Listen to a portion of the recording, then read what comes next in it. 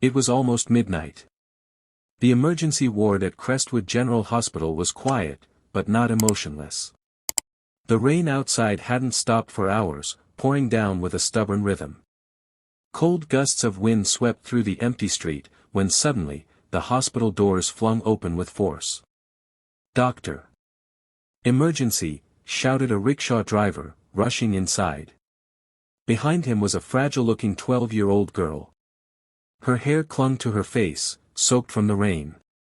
Her clothes were muddy and torn. Her eyes shimmered with fear, but also carried a flicker of hope. Inside the rickshaw lay an unconscious woman, motionless. The driver and staff quickly transferred her to a stretcher and wheeled her into the emergency room. "Please, please save my mother," the girl cried out. She collapsed suddenly. There was no one at home. "I ran to Uncle, the rickshaw driver. He brought us here out of kindness. Please, save her." Nurses hurried into action. The woman was rushed inside. Doctors were already assessing her condition.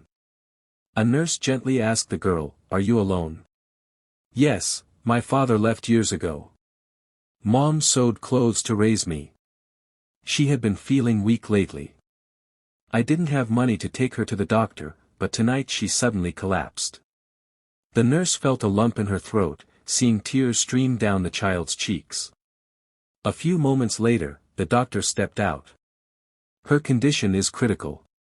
We need to operate immediately, but we'll need approval, and funds." The little girl, eyes filled with broken dreams and helpless hope, folded her tiny hands and said, "Please, just start the operation. I don't have money, but I promise, I'll pay you later. I'll wash dishes, sweep roads, work day and night. I'll pay every penny, but please save my mom." Silence swept over the waiting area. And then, a deep, calm voice rang out. "Start the operation. I'll cover the expenses." Everyone turned. Standing there was a tall man in a sleek black suit. His eyes were moist. It was none other than Sir William Hart, one of the wealthiest businessmen in the region, known more for his deals than his emotions. The doctor asked, shocked, "Sir, do you know this girl?" He responded softly, "No, but her eyes remind me of someone I once knew." Hours passed. The surgery was a success. The doctors informed that if they had arrived even a few minutes later, it could have been too late.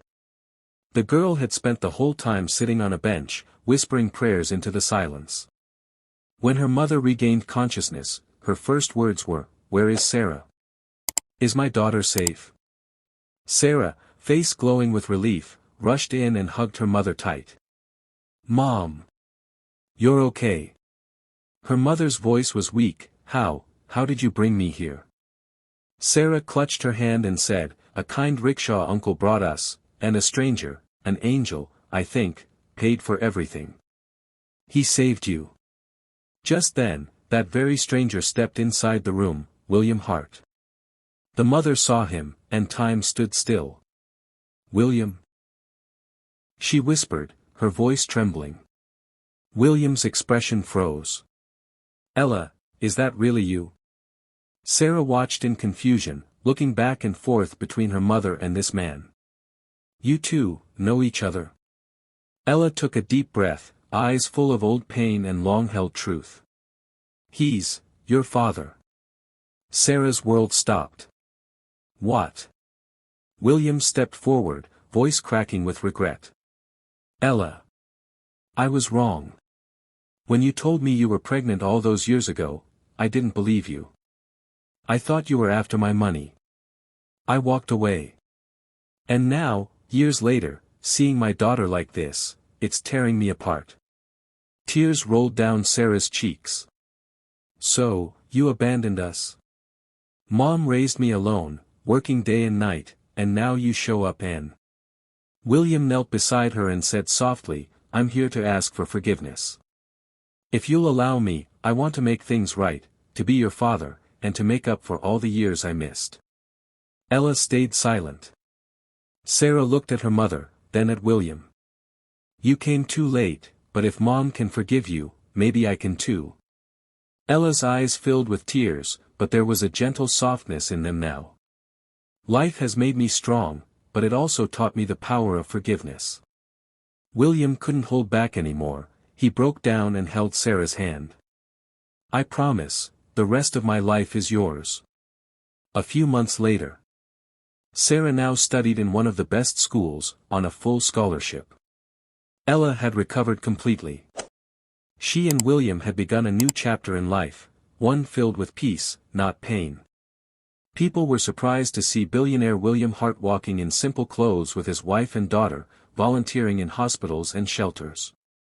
Because now, he truly understood, the greatest wealth is not in money, but in love, forgiveness, and humanities.